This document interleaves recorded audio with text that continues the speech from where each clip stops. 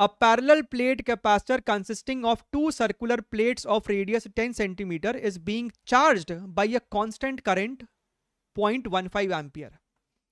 Diagram कैसा होगा कि आपके पास इस प्रकार से दो पैरेलल प्लेट्स है, वो दोनों सर्कुलर है, सर्कुलर क्रॉस सेक्शन है, ठीक है, ऐसा और ऐसा, ठीक बात है sir.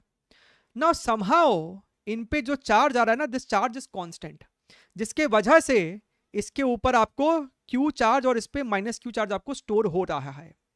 If the rate of change of potential difference, इसके अक्रॉस जो पोटेंशियल डिफरेंस, जैसे जैसे चार्ज चेंज होगा वी भी आपको चेंज होगा, between the plates is this much, then the integer value of the distance between the plates is how much. इन दोनों प्लेट्स के बीच का जो दूरी है वो आपको कितना है, हमसे सवाल में पूछ रहा है, ठीक है सर। हमको पता है कि सर Q जो होता है that is equal to your CV, हमको इतना ही पता है अपने जीवन में।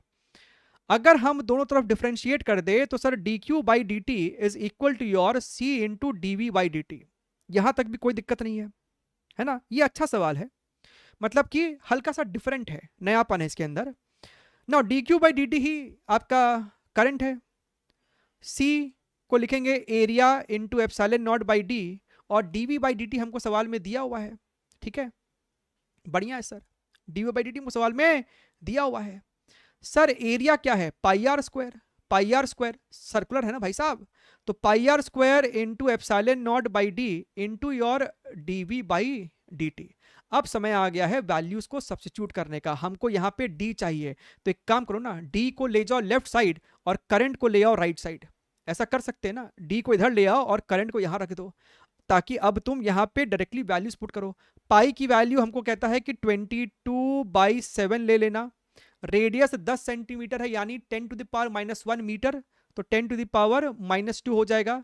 एप्सिलॉन नॉट हमको बोलता है कि 9 इंटू 10 टू द पावर -12 लेना।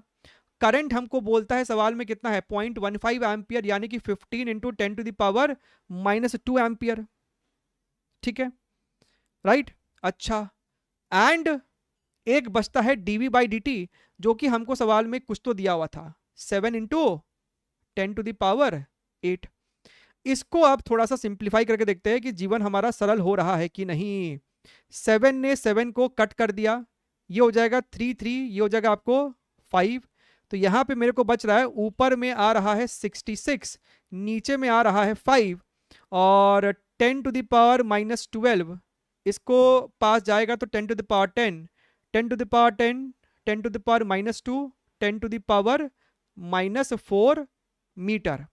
तो अगर हम ध्यान से देखें 66 में अगर हम एक 100 मल्टीप्लाई कर दे और 5 से डिवाइड कर दे तो ये मेरे को माइक्रोमीटर बन जाएगा। अगर हम और ध्यान से देखें तो ये आपको 20 हो जाएगा। So this becomes 1320 micrometer.